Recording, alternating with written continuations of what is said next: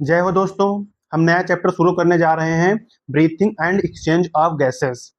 आप पिछली क्लास में पढ़ चुके हैं कि कैसे ऑर्गेनिज्म ऑक्सीजन का यूज करके simple molecules like glucose, amino acid, fatty acid को ब्रेक करके एनर्जी बनाते हैं और एनर्जी को बना करके अपनी लाइफ की सारी एक्टिविटीज करते हैं, जो ब्रेक डाउन या कैटाबॉलिक रिएक्शन के द्वारा हार्मफुल CO2 को हम रिलीज कर देते हैं।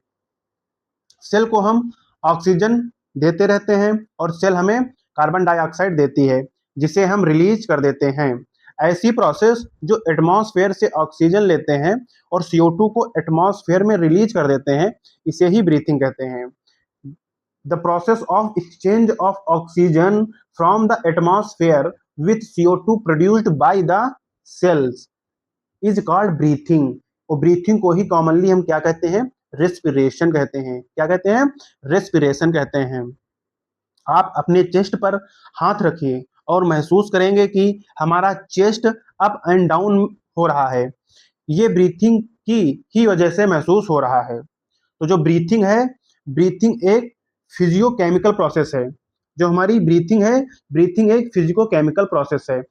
और एक्सचेंज ऑफ ब्रीथिंग किसे कहते हैं? Exchange of O2 from the atmosphere with CO2 produced by the cell को ही क्या कहते हैं? ब्रीथिंग कहते हैं। इसी को कॉमनली हम क्या कहते हैं? रेस्पिरेशन कहते हैं। अब रेस्पिरेटरी ऑर्गन क्या है? जो रेस्पिरेटरी ऑर्गन है, different group of animals have different type of respiratory organs depending on depending depending mainly on their habitat and level of organization पर मेनली क्या करता है? डिपेंड करता है।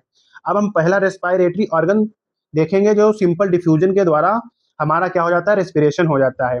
Exchange of O2 and CO2 entire body surface. जब entire body surface के through हमारा क्या होता है? Exchange of O2 and CO2 होती है, तो उसे क्या कहते हैं? सिंपल डिफ्यूजन कहते हैं।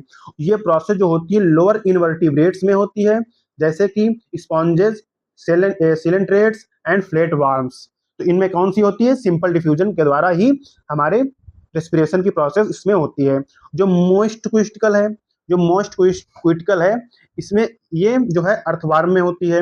और ट्रेकियल ट्यूब मतलब कि जैसे network of tube to transport atmospheric air within the body.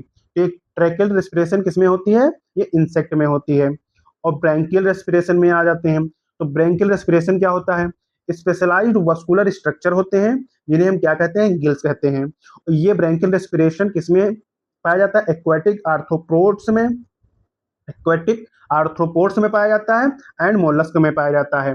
अब देख रहे हैं पल्मोनरी रेस्पिरेशन। पल्मोनरी रेस्पिरेशन क्या होता है? ये पल्मोनरी रेस्पिरेशन जो होता है, वस्कुलराइज्ड बैग कार्ड लंग्स के द्वारा पल्मोनरी रेस्पिरेशन हमारी होती है। ये किसमें होती है? वर्टिब्रेट्स में होती है, एक्सेप्ट फिशेस मतलब कि मछलियों को छोड़ करके हमारी जो वर्टिब्रेट्स हैं उसमें कौन सी होती है? उसमें पल्मोनरी रेस्पिरेशन होती है।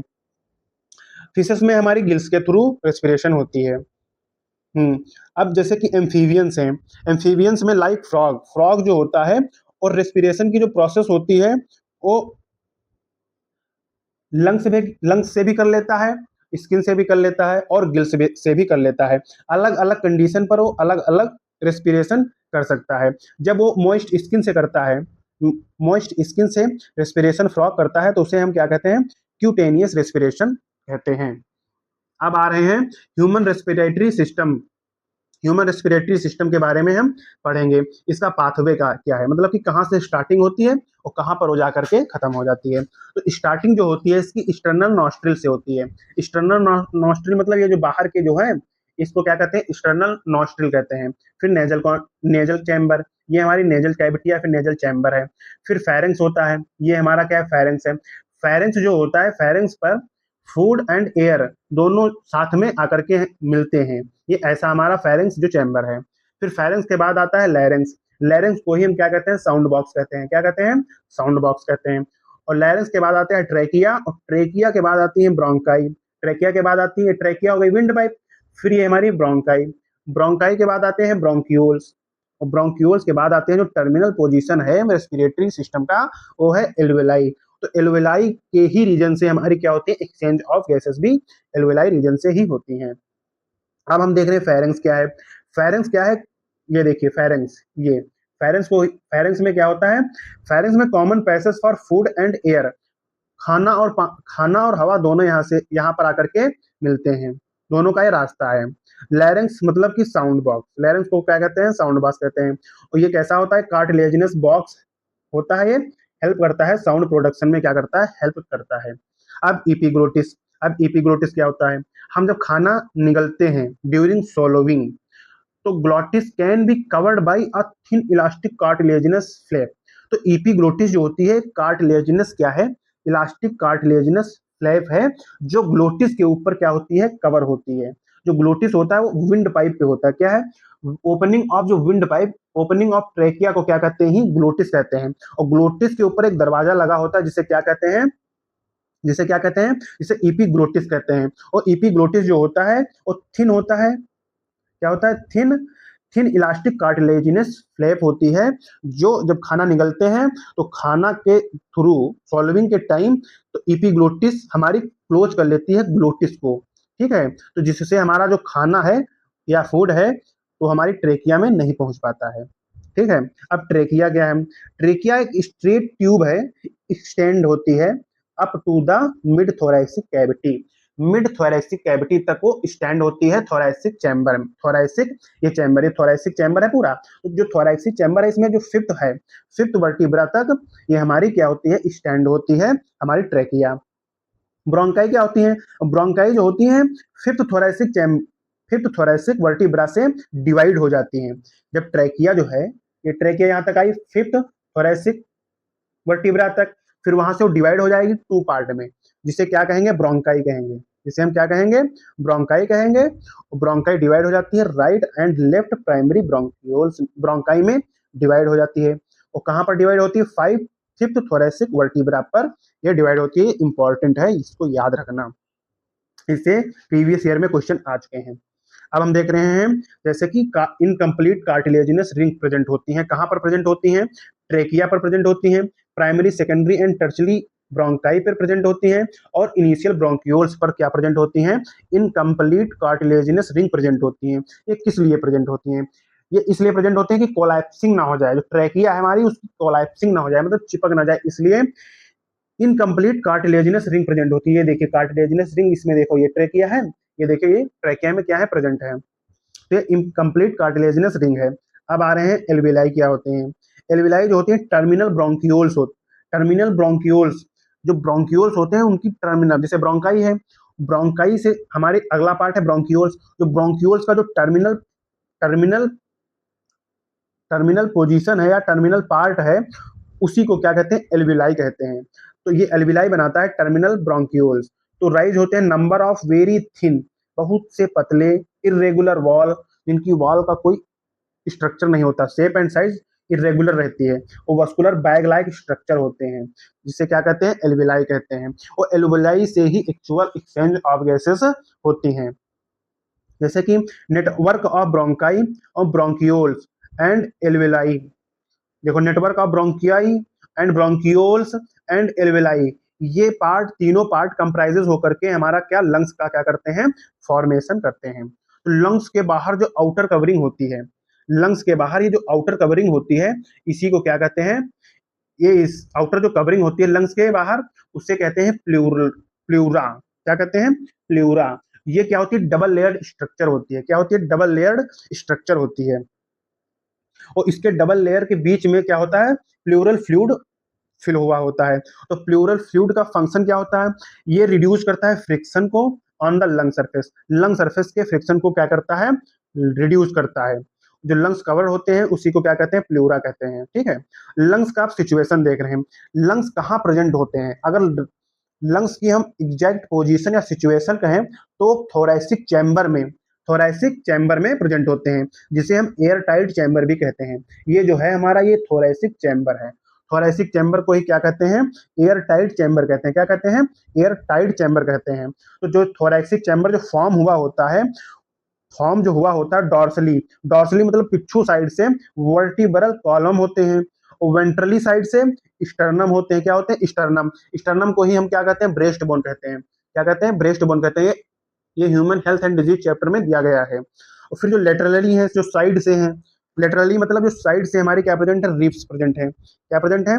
रिब्स प्रेजेंट है। कितनी होती है रिब्स? 12 पेयर होती हैं, 24 नंबर होते हैं रिब्स के।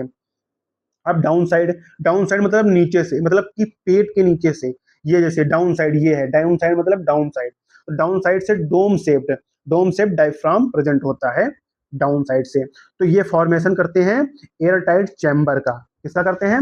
एयर टाइट चैम्बर का। ये देखिए ब्लड वेसल्स, ये ब्रोंकाई है, ब्रोंक्यूल्स हैं, ये ब्लड वेसल्स हैं। ये देखिए ब्लड वेसल्स जो होती हैं एल्वेलाई के चारों ओर, एल्वेलाई के चारों ओर घिरी होती है, जिसने पतली पतली क्या कहते हैं? कैपिलरीज कहते हैं। क्या कहते हैं? कैपिलरीज कहते हैं। ठीक है। अब रेस्पिरेशन, जो रेस्पिरेटरी सिस्टम होता है दो पार्ट में डिवाइड होता है। दो पार्ट कौन कौन से हैं? कंडक्टिंग पार्ट है और एक्सचेंज पार्ट है। कंडक्टिंग पार्ट में क्या होता है? कंडक्टिंग पार्ट का जो मेन फंक्शन होता है वो ट्रांसपोर्ट करता है एटमॉस्फेरिक एयर को एल्वेलाई तक लाता है। कौन? Conducting part. और इसका मेन फंक्शन क्या होता है? ये करता है फॉरेन पार्टिकल्स को क्या करता है? क्लियर कर देता है। जितने फॉरेन पार्टिकल, जैसे एयर मैंने लिए अंदर, और उसमें फॉरेन पार्टिकल भी हो सकते हैं ना, छोटे छोटे स्मॉल स्मॉल ppmm के साइज के हमारे फॉरेन पार्टिकल होंगे जो हमारे एयर के थ्रू हमारे अंदर आएंगे। उसको क्या करता है? उसको क्लियर करता है, ह्यूमिडिफाई करता है, एंड ब्रिंग द, जो एयर होती है उसको ह्यूमिडिफाई कर देता है। ठीक है। और जो एयर होती है उसको बॉडी के टेम्परेचर तक, मतलब कि जैसे बॉडी का जो bring the air to the body temperature, तो एयर को बॉडी टेम्परेचर तक में मतलब जितना कि बॉडी का टेम्परेचर है उतना ही टेम्परेचर हमारी एयर का कर देता है। किसका फंक्शन है? कंडक्टिंग पार्ट का है। और कंडक्टिंग पार्ट कहाँ से कहाँ तक होता है? जो एक्सटर्नल नॉस्ट्रिल होते हैं, एक्सटर्नल नॉस्ट्रिल से टर्मिनल ब्रोंक्यूल्स तक, मतलब कि जो जो हमारा रेस्पिरेटरी सिस्टम का जो पाथवे है उसमें से हम अगर एल्वेलाई को हटा दें तो उसमें से जो टर्मिनल ब्रोंक्यूल तक ही पोर्शन होता है एक्सटर्नल नॉस्ट्रिल से, उसी को क्या कहते हैं? कंडक्टिंग पार्ट कहते हैं। अब आ रहे हैं एक्सचेंज पार्ट किसे कहते हैं? एक्सचेंज पार्ट में क्या होता है? एक्चुअल जो होती है डिफ्यूजन ऑफ गैसेस कहाँ से होती है? एक्सचेंज पार्ट से ही होती है। कहाँ से होती है? एक्सचेंज पार्ट से ही होती है। ये कहाँ होती है? ये एल्वेलाई रीजन में होती हैं। एक्सचेंज पार्ट जो होता है एल्वेलाई रीजन में ही प्रेजेंट होता है। अब स्टेप क्या है रेस्पिरेशन के? मान लीजिए मैंने एयर को अंदर लिया, फिर एयर हमारी रेस्पिरेटरी पाथवे के थ्रू हमारी एयर एल्वेलाई तक आई, और एल्वेलाई से जो है हमारा डिफ्यूजन हुआ गैसेस का ब्लड से। अब देखते हैं इसके स्टेप क्या है। हम स्टेप वाइज अब इसको पढ़ेंगे। पहला स्टेप क्या है इसका? फर्स्ट स्टेप क्या है? एटमॉस्फेयर एयर को हम अंदर लेंगे और CO2 rich alveoli alveolar air को हम आउट कर देंगे। मतलब कि हम एटमॉस्फेरिक एयर यानी कि ऑक्सीजन को हम अंदर लेंगे, क्या करेंगे? अंदर लेंगे, और कार्बन डाइऑक्साइड को हम बाहर निकालेंगे। ये हमारी हो गई पहली प्रोसेस, फर्स्ट स्टेप हो गया हमारा रेस्पिरेशन का। अब सेकंड स्टेप में आ रहे हैं। इस सेकंड स्टेप में डिफ्यूजन ऑफ गैसेस होंगी। डिफ्यूजन ऑफ गैसेस जो होती हैं, मान लीजिए ब्लड और एल्विलाई के बीच होती हैं, तो एल्विलाई के चारों ओर क्या होती? माइन्यूट पतली सी कैपिलरीज प्रेजेंट होती हैं। तो उस पर जो डिफ्यूजन ऑफ गैसेस होगा, कैपिलरीज और एल्विलाई के बीच में एक एक्रॉस मेम्ब्रेन होगी। एक्रॉस मेम्ब्रेन के थ्रू क्या होगा? उसका डिफ्यूजन होगा। फिर ट्रांसपोर्ट ऑफ गैसेस होगा, फिर ब्लड में एयर जाएगी और उसका क्या हो जाएगा? हमारे हर एक बॉडी पार्ट में उसका ट्रांसपोर्ट होगा। फिर हाँ, transport of gases by blood, blood के द्वारा हमारा ट्रांसपोर्ट हो जाएगा गैसेस का। ठीक है। अब फिर क्या होगा? डिफ्यूजन ऑफ गैसेस, फिर डिफ्यूजन ऑफ गैसेस होंगी फिर से। अब ये किसके किसके बीच में होंगी? ये ब्लड और टिश्यू के बीच में होंगी, ब्लड और टिश्यू के बीच में होंगी सेकेंड डिफ्यूजन जो होगा। अब इसमें इस डिफ्यूजन में क्या होगा? इस डिफ्यूजन में होगा जो फिफ्थ स्टेप है, ऑक्सीजन यूटिलाइज हो जाएगी। सेल जो होगी ऑक्सीजन को ले लेगी और कैटाबॉलिक रिएक्शन के द्वारा जो रिजल्टेंट में CO2 बनेगी, वो सेल ब्लड को दे देगी। तो ब्लड फिर क्या करेगा? ब्लड फिर उसको एक्सचेंज पार्ट के पास, एल्वेलाई पोर्शन के पास जाएगा, और एल्वेलाई के पोर्शन से फिर एक्सचेंज होगा, और फिर एक्सचेंज होकर के हमारी कार्बन डाइऑक्साइड बाहर निकल जाएगी और ऑक्सीजन अंदर आ जाएगी। तो ये हमारा स्टेप ऑफ रेस्पिरेशन हो गए। तो पहला स्टेप क्या है? स्टेप है एटमॉस्फेरिक एयर को इन करना है, अंदर करना है, और CO2 रिच एल्वियोलर एयर को आउट कर देना है। सेकंड स्टेप है diffusion of gases across the membrane के थ्रू हम डिफ्यूजन ऑफ गैसेस करते हैं। फिर ट्रांसपोर्ट ऑफ गैसेस करते हैं ब्लड के द्वारा। फिर डिफ्यूजन ऑफ गैसेस फिर से होता है, किसके बीच में होगा, ब्लड और टिश्यू के बीच में होगा। फिर हमारी जो सेल होंगी ऑक्सीजन को यूज कर लेंगी कैटाबॉलिक रिएक्शन के द्वारा, और उससे जो हार्मफुल CO2 बनी हुई होगी वो ब्लड के द्वारा ट्रांसपोर्ट होकर के एल्वेलाई पोर्शन में फिर से एक्सचेंज होकर के माउथ के द्वारा रिलीज हो जाएगी। अब हम ब्रीथिंग के मैकेनिज्म पढ़ते हैं कि ब्रीथिंग के मैकेनिज्म क्या है, मैकेनिज्म ऑफ ब्रीथिंग। ठीक है, इसके दो स्टेप हैं। पहला स्टेप जो है इंस्पिरेशन। इंस्पिरेशन मतलब है एटमॉस्फेरिक एयर को हम अंदर ले रहे हैं, क्या कर रहे हैं, एटमॉस्फेरिक एयर ड्रॉन इन क्या कर रहे हैं, अंदर ले रहे हैं। और एक्सपिरेशन में क्या होता है, एक्सपायरेशन में क्या होता है, एल्वियोलर एयर को हम रिलीज आउट कर देते हैं। मतलब कि जो एल्वियोलर एयर होती है उसको हम क्या कर देते हैं, बाहर कर देते हैं। ठीक है, अब हम देख रहे हैं इंस्पिरेशन, पहला स्टेप। इंस्पिरेशन में क्या होता है, इंस्पिरेशन में जो इंट्रापल्मोनरी लंग्स प्रेशर होता है, जो इंस्पिरेशन जो होता है इंट्रा पल्मोनरी लंग प्रेशर, मतलब कि इंट्रा पल्मोनरी लंग प्रेशर मतलब लंग्स के अंदर का जो प्रेशर होता है कम होता है। कहां से कम होगा, एटमॉस्फेरिक एयर से। तभी हाई प्रेशर से एयर और हाई प्रेशर से तब लोअर प्रेशर में आएगी। इसका रीजन यही है कि इंट्रा पल्मोनरी जो लंग्स का जो प्रेशर होता है वो लेस देन होता है, कहां से, एटमॉस्फेरिक प्रेशर से। जो क्या कहते हैं इसको, उसको हम कहते हैं negative pressure in lungs. Lungs का जो प्रेशर है वो बाहर के एटमॉस्फेरिक प्रेशर से क्या है, निगेटिव में है। क्या है, निगेटिव में है। अब क्या होगा, अब हम इनिशिएशन ऑफ डायफ्राम को क्या करेंगे, कॉन्ट्रैक्ट करेंगे। ये देखिए कॉन्ट्रैक्शन मतलब कि हम अपनी ओर खींचेंगे, जैसे तो अंदर जब एयर को हम अंदर की ओर लेंगे तो कॉन्ट्रैक्शन ऑफ डायफ्राम हो जाएगा। डायफ्राम जो होगा हमारा नीचे की ओर, ये देखिए नीचे की ओर हमारा कॉन्ट्रैक्ट हो रहा है। ठीक है, जिससे क्या होगा, वॉल्यूम थोरैसिक चैम्बर, ये जैसे थोरैसिक चैम्बर है हमारा, थोरैसिक चैम्बर का हमारा वॉल्यूम जो होगा इंक्रीज हो जाएगा, क्योंकि हाँ, क्योंकि ये हमारा जो डोम शेप्ड स्ट्रक्चर डायफ्राम है ये नीचे की ओर जाएगा। जब ये नीचे की ओर जाएगा तो हमारा वॉल्यूम जो होगा थोरैसिक चैम्बर इंक्रीज हो जाएगा।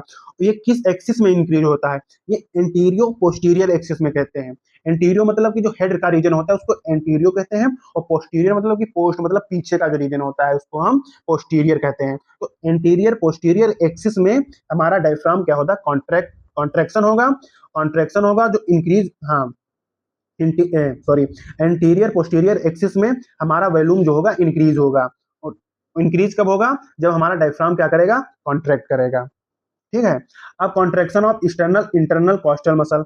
अब जो एक्सटर्नल इंटरकॉस्टल मसल, जो रिब्स होते हैं, रिब्स के जो बीच में जो मसल्स पाए जाते हैं उसको कहते हैं एक्सटर्नल इंटरकॉस्टल मसल। अब उनका कॉन्ट्रैक्शन होगा। अब वो क्या करेंगे, ये देखिए ये क्या करेंगी, मसल्स आउट मतलब कि कॉन्ट्रैक्ट होंगी, और कॉन्ट्रैक्ट होकर के हाँ इंटरकॉस्टल मसल क्या हो जाएंगी, लिफ्ट अप मतलब ऊपर उठेंगी, लिफ्ट अप द रिब्स, और रिब्स को ऊपर उठाएंगी। स्टर्नम भी क्या होगा, ऊपर उठेगा, जिससे क्या हो जाएगा, इंक्रीज द थोरैसिक चैम्बर। तो इंक्रीज हो जाएगा थोरैसिक चैम्बर का वॉल्यूम, फिर से वॉल्यूम का चैम्बर इंक्रीज हो जाएगा। देखो देखो ये हमारे जो है इंटरकॉस्टल मसल जो है, एक्सटर्नल इंटरकॉस्टल मसल कॉन्ट्रैक्शन होगा तो ये क्या होगा, वॉल्यूम इंक्रीज होगा। डायफ्राम जब कॉन्ट्रैक्ट होगा तब भी क्या होगा, वॉल्यूम इंक्रीज होगा। तो जब टोटल वॉल्यूम हमारा क्या हो रहा है, इंक्रीज हो रहा है थोरैसिक चैम्बर का, थोरैसिक चैम्बर का जो हमारा टोटल वॉल्यूम क्या हो रहा है, इंक्रीज हो रहा है।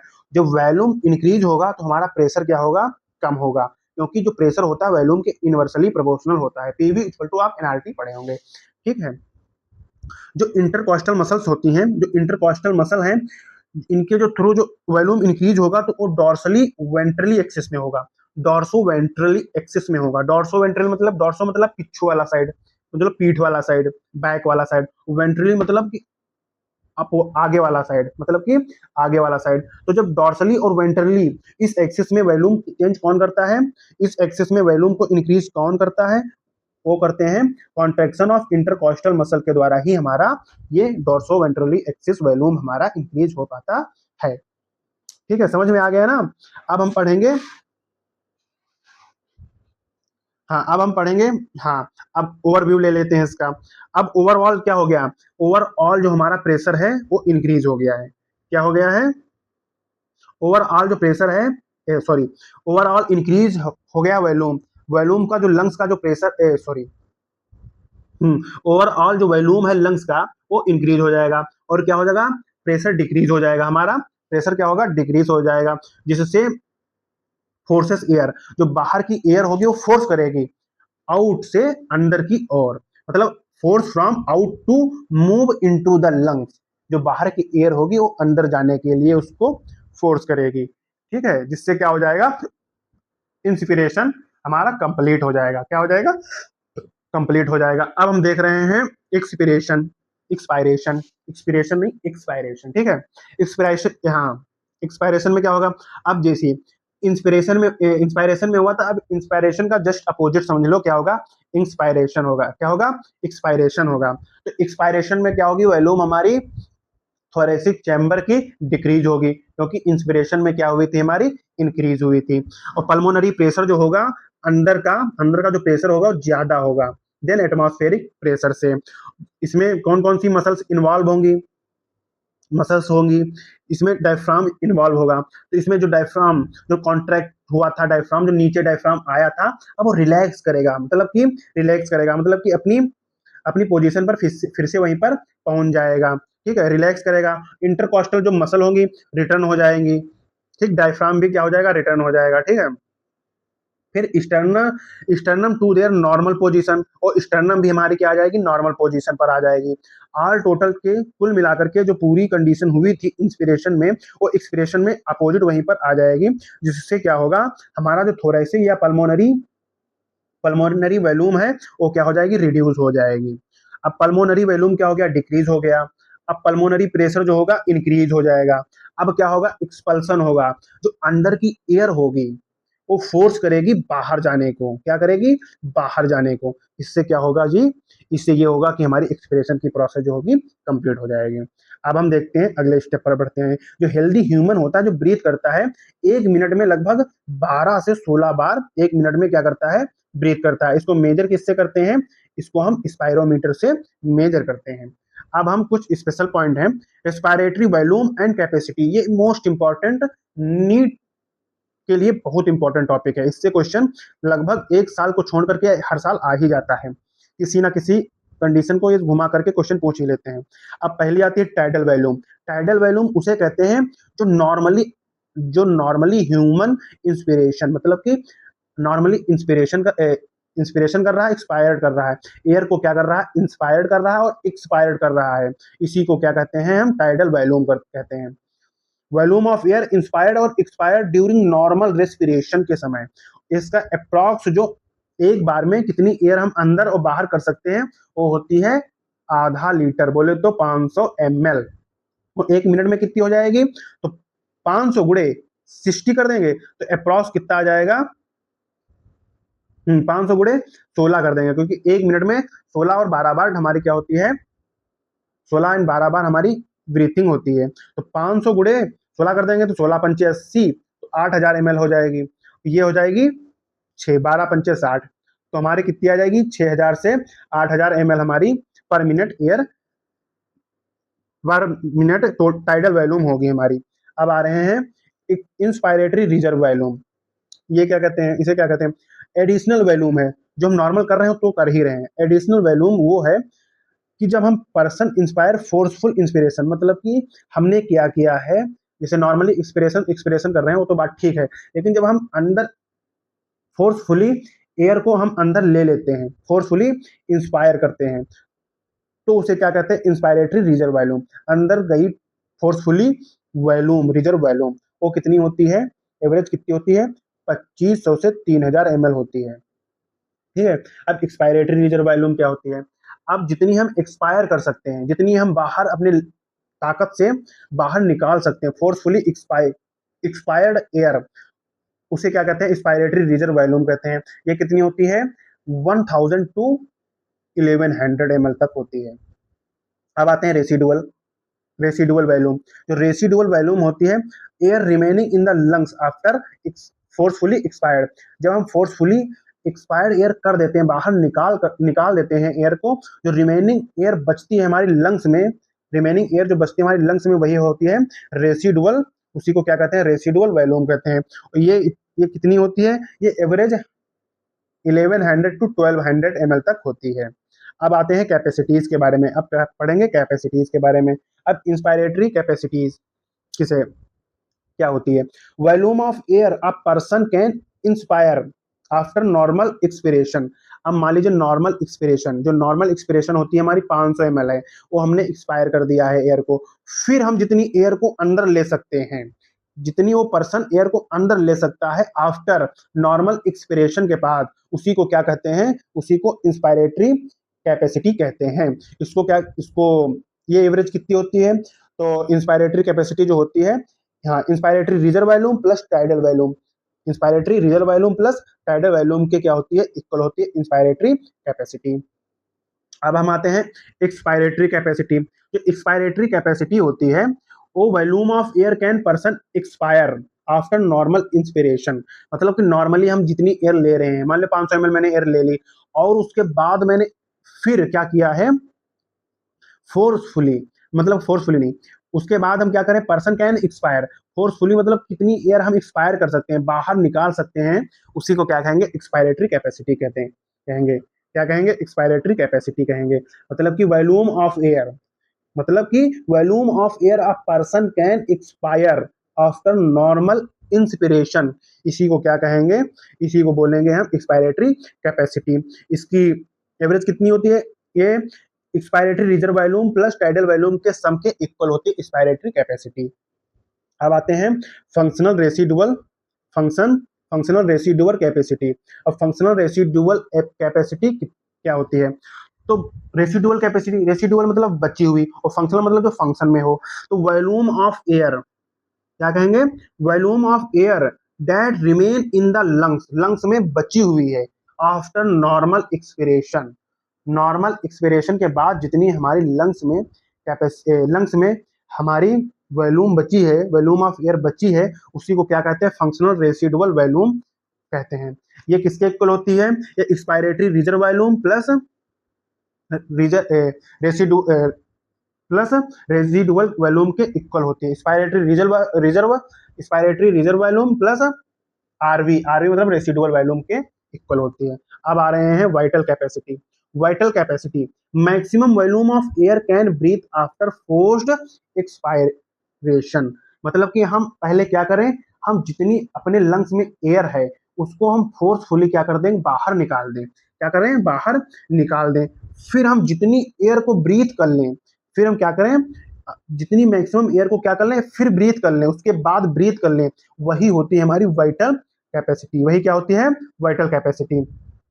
और इसकी क्या डिफिनेशन है, जैसे कि maximum volume of air can breathe, maximum volume of air can breathe मतलब कि मैक्सिमम वॉल्यूम ऑफ जितनी हम सांस अंदर की ओर ब्रीथ कर सकते हैं, कब ब्रीथ कर सकते हैं, आफ्टर फोर्स्ड इंस्पायरेशन, मतलब कि जितनी एयर हम क्या करें, कैन ब्रीथ, सॉरी ये लाइन थोड़ा गलत हो गई, मैंने गलत बोल दिया, हाँ इसको फिर से समझ लेते हैं।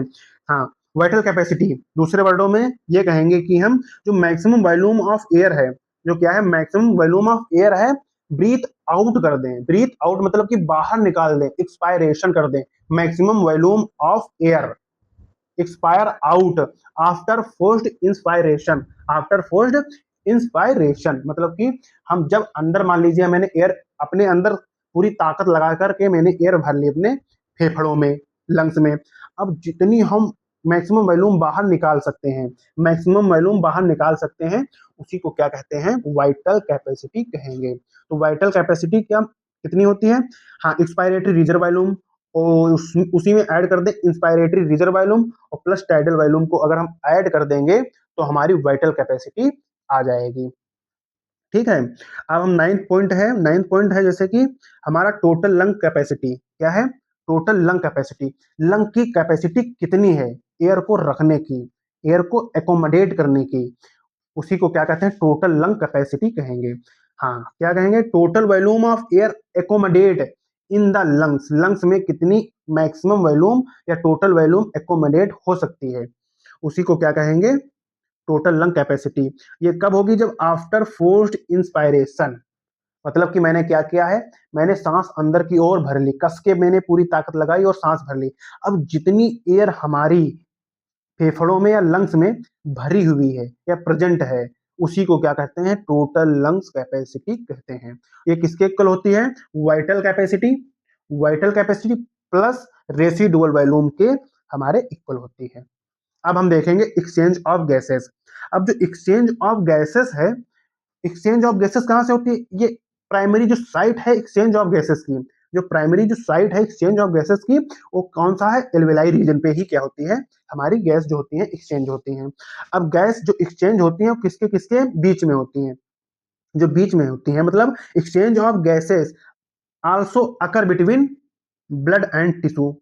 देखो पहली जो साइट है एक्सचेंज ऑफ गैसेस की वो एल्वेलाई रीजन पर होती है, first site of exchange of gases alveoli region. And जो और भी अदर रीजन भी है जैसे कि blood and tissue, blood and tissue के बीच में भी क्या होती है, हमारी एक्सचेंज ऑफ गैसेस का प्रोसेस होता है।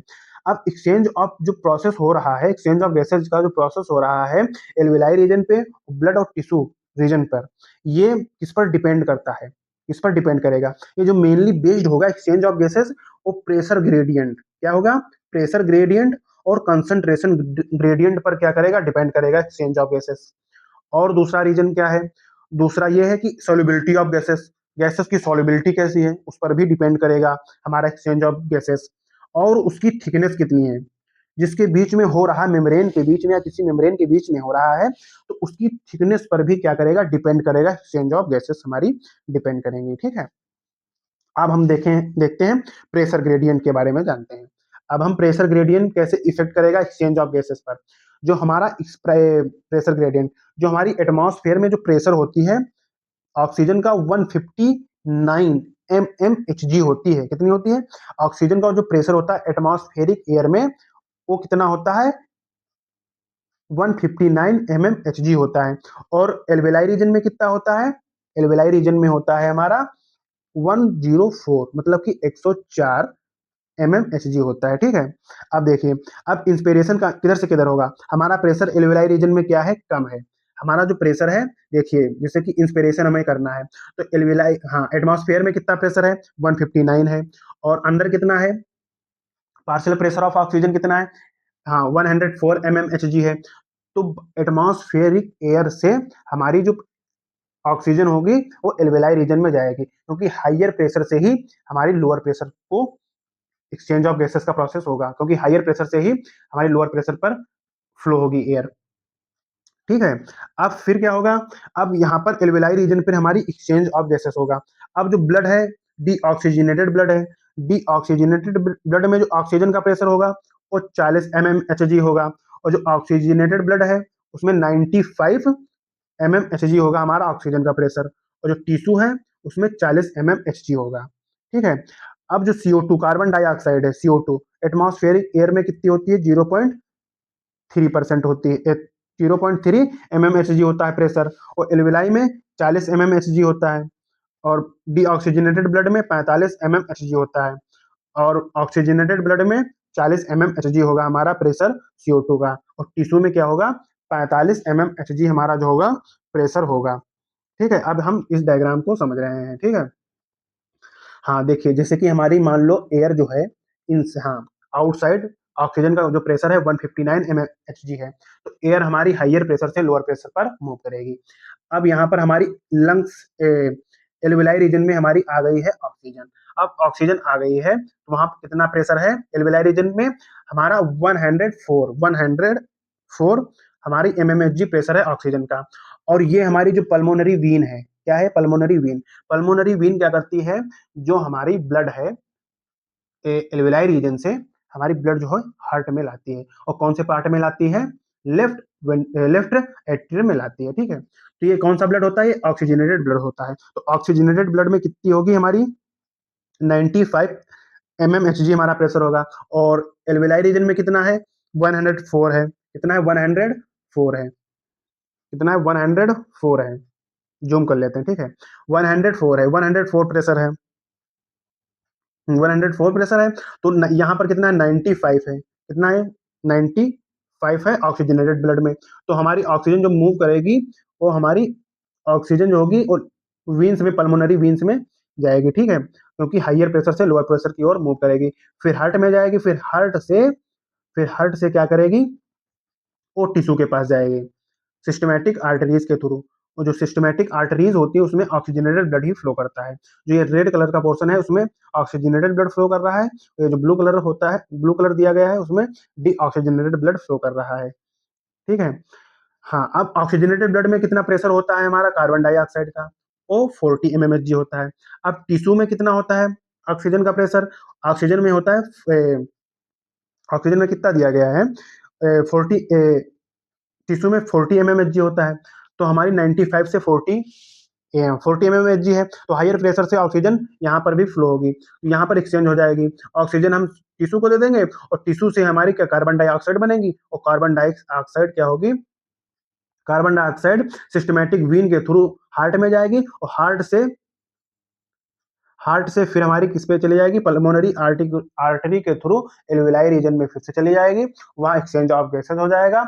जो एटमॉस्फेयर में कितनी है प्रेशर कार्बन डाइऑक्साइड का, 0.3 mmHg है। और जो हमारा एल्विलाई रीजन में या फिर डीऑक्सीजनेटेड जो ब्लड है एक्सचेंज पोर्शन पर, वहां पर कार्बन डाइऑक्साइड का हमारा जो प्रेशर होता है वो 45 mmHg है। कितना है, 45 mmHg है। तो हाइयर प्रेशर से हमारी एयर जो होगी फ्लो होगी, लोअर प्रेशर की ओर हमारी एयर क्या हो जाएगी, मूव हो जाएगी, ठीक है। ये समझ में आ गया होगा प्रेशर ग्रेडियंट के द्वारा कैसे हमारी एक्सचेंज ऑफ गैसेस होती हैं। अब हम देखेंगे सॉल्युबिलिटी।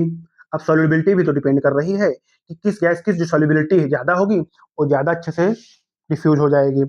तो हम आपको ये बता दे रहे हैं सॉल्युबिलिटी के तौर पर, सॉल्युबिलिटी के बेस्ड पर, जो CO2 की जो सॉल्युबिलिटी होती है, जो CO2 की जो सॉल्युबिलिटी होती है किसमें, ब्लड में, वो 20 से 25 टाइम्स ऑक्सीजन से ज्यादा होती है कार्बन डाइऑक्साइड की सॉल्युबिलिटी, ठीक है। जो सॉल्युबिलिटी होती है उसमें 3 लेयर प्रेजेंट होती है, लेयर 3 लेयर होती है।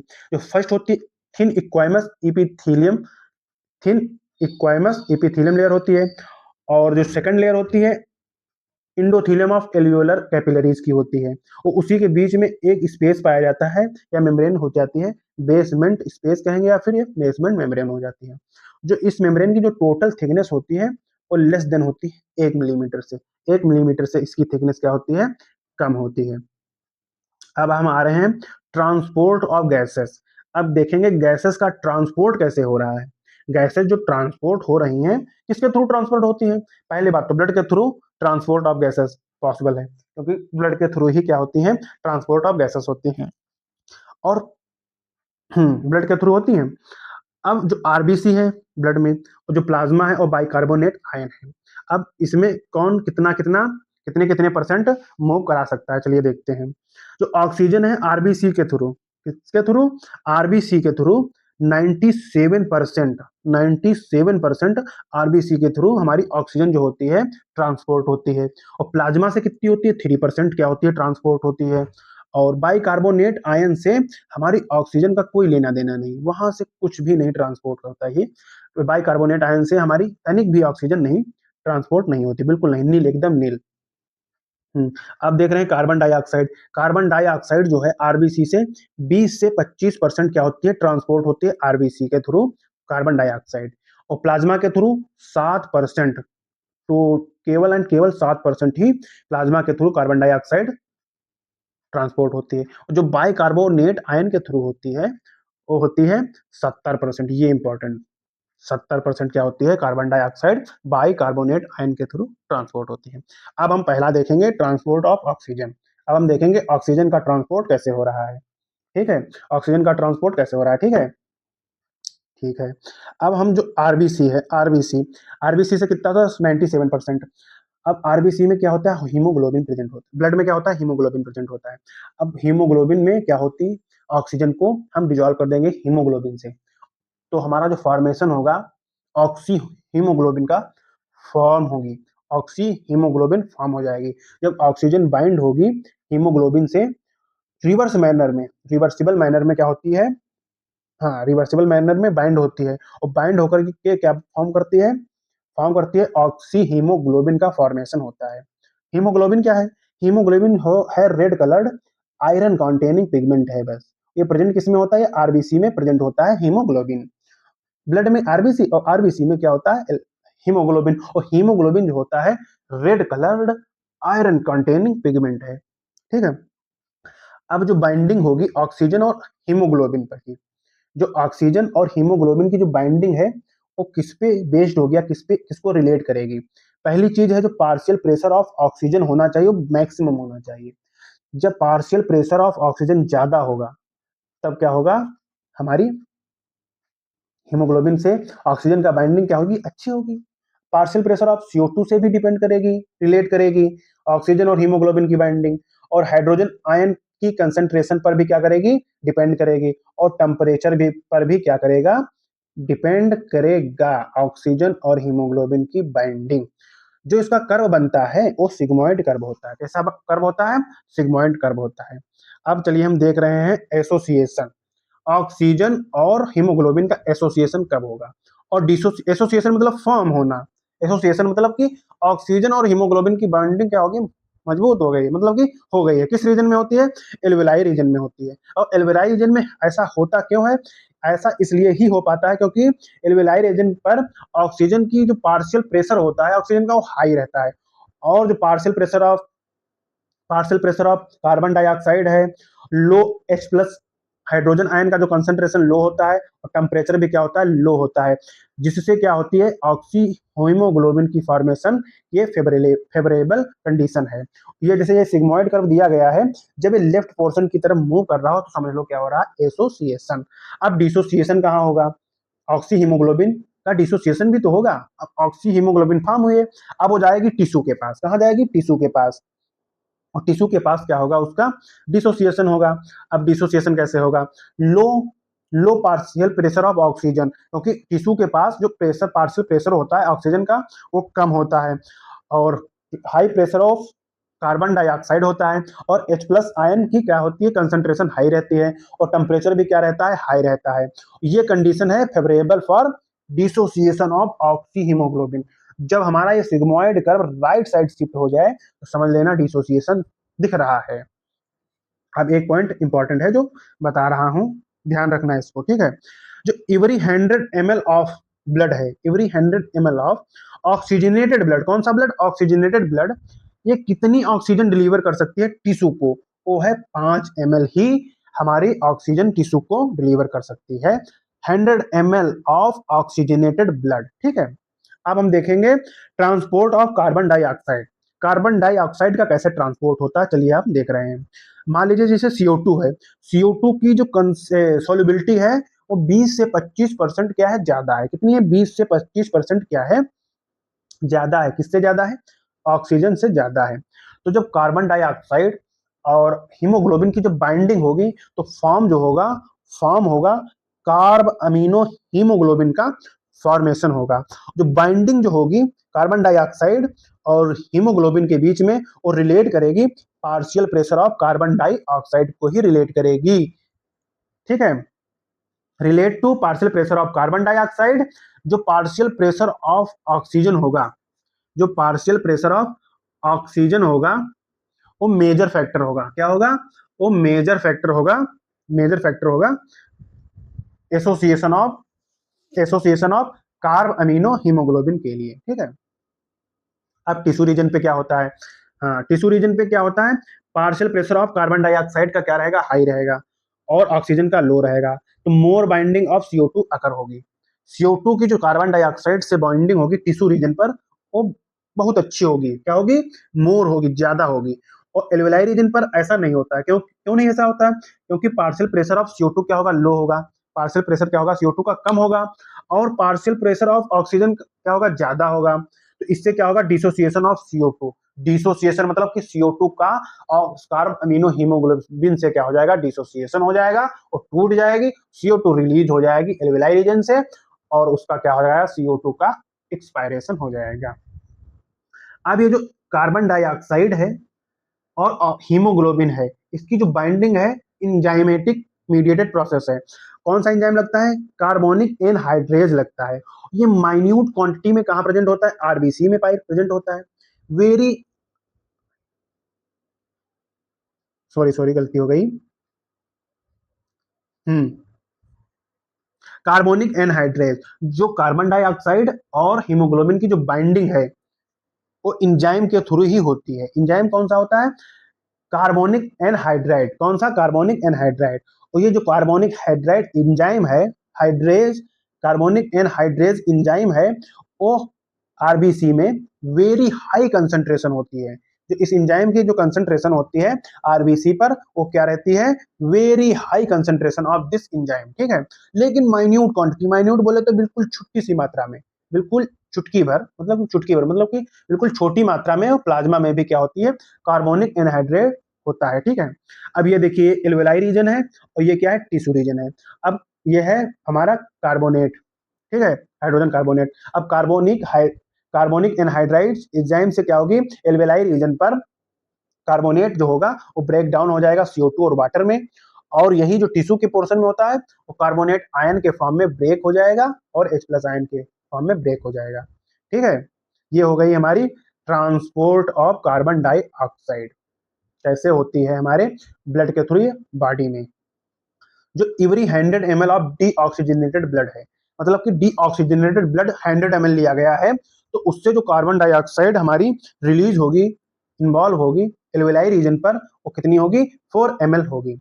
अब हम देखेंगे रेगुलेशन ऑफ रेस्पिरेशन। अब regulation of respiration, respiration sorry, regulation of respiration क्यों? अब रेगुलेट कौन करता है? तब जो रेस्पिरेशन की प्रोसेस है उसको कौन भैया ऑर्डर देता है? भैया रेस्पिरेशन बढ़ाना है, घटाना है, या मेंटेन रखना है, या मॉडरेट करना है, मतलब कि डायरेक्शन देना है रेस्पिरेशन को, उसको कौन देता है? उसको कहता है, डिमांड देता है मेडुला ऑब्लेंगेटा रीजन पर क्या होता है? रेगुलेशन को क्या करता है? रेगुलेशन ऑफ रेस्पिरेशन को कमांड देता है। अब मेडुला ऑब्लेंगेटा रीजन पर क्या होता है? रेस्पिरेटरी रिदम सेंटर प्रेजेंट होता है। ये क्या करता है? रेस्पिरेशन को क्या करता है? रेगुलेट करता है, ठीक है, बॉडी के हिसाब से रेगुलेट करता है। कौन? मेडुला ऑब्लेंगेटा, ठीक है, मेडुला।